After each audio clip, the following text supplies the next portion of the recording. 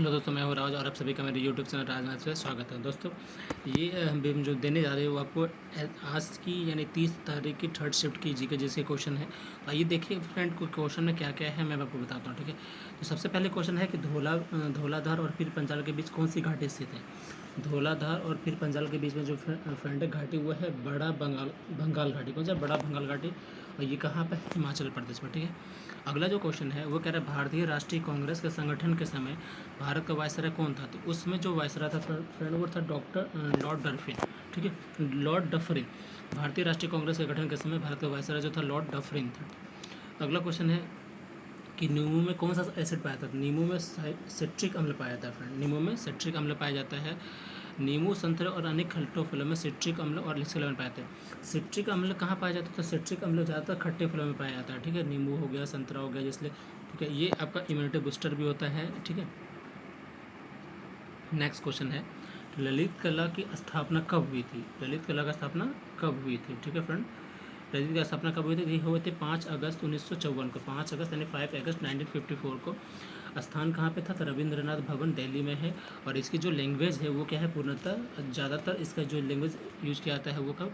English में use किया जाता है। ठीक, देखिए नेक्स्ट है कि चार्ल्स डार्विन द्वारा लिखित on the origin of species किसका है? चार्ल्स डार्विन के द्वारा लिखित क्या है? On the origin of species पुस्तक किस वर्ष प्रकाशित हुई थी? ये हुआ था 1859 में। ठीक है, अगला है तो बिस्मिल्लाह खान का संबंध किससे है फ्रेंड? बिस्मिल्लाह खान का संबंध किससे? शहनाई से। बहुत पुराना क्वेश्चन है, ये आज भी पूछे जाते हैं। बिस्मिल्लाह खान का संबंध किससे है? शहनाई से। इन्हें क्या क्या मिला गया वो देखते हैं कि सन 2001 में उन्हें भारत का सर्वोच्च सम्मान भारत रत्न से सम्मानित किया गया। किसको? बिस्मिल्लाह खान को। बिस्मिल्लाह खान किससे संबंधित है? शहनाई से। ठीक है, इसके आगे पढ़े तो दयाशंकर जगन्नाथ, अली अहमद, हुसैन खां इत्यादि शहनाई वाद्य यंत्र के प्रमुख वादक है। ठीक है, क्योंकि अभी इसलिए इसे दिया गया है कि अभी जैसे क्वेश्चन आ रहा है थोड़ा सा हट के भी आपको पढ़ना बहुत जरूरी है। ठीक है, अगला देखिए सिडबी। ठीक है, सिडबी की स्थापना कब हुई?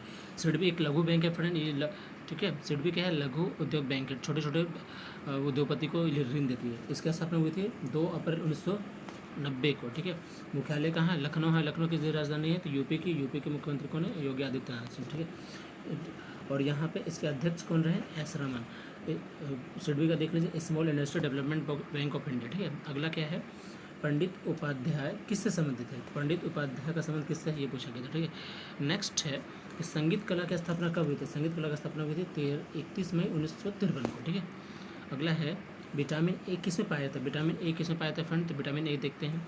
विटामिन ए किन फलों से प्राप्त किया था? तो ये हरी सब्जियाँ, ठीक है, हरी ग्रीन वेजिटेबल्स, दूध, डेयरी प्रोडक्ट्स, शकरकंद, गाजर, ब्रोकली, तरबूज, पपीता और अमरूद, ये सबसे पाया था विटामिन ए। ठीक है, आदि में विटामिन ए क्या भरपूर मात्रा में होती है। नेक्स्ट है कि क्रिकेट में बल्लेबाजों को कितने तरीके से आउट कर सकते हैं? तो बल्लेबाज को जो आउट करने के तरीके होते हैं क्रिकेट में वो कितना? टोटल 11 तरीके। कितने? 11 तरीके। अगर ये भी पूछा जाए कि क्रिकेट में जो खेलने वाले एक साइड प्लेयर कितने, तो वो भी 11 ही होगा। ठीक है, एक साइड 11, दूसरे साइड भी 11। इसे तरीके क्या है 11 आउट करने के? तो सबसे पहले क्या हो? बोल्ड करके भी कर सकते हैं, कैच आउट भी हो सकता है, लेग बिफोर विकेट भी हो सकता है, स्टंपिंग से भी हो सकता है, रन आउट भी हो सकता है, गेंद को 2 बार मारना, उससे भी आउट हो सकता है, हिट विकेट भी हो सकता है, फील्ड को बाधित करना और टाइम आउट करना और marketing out held the ball.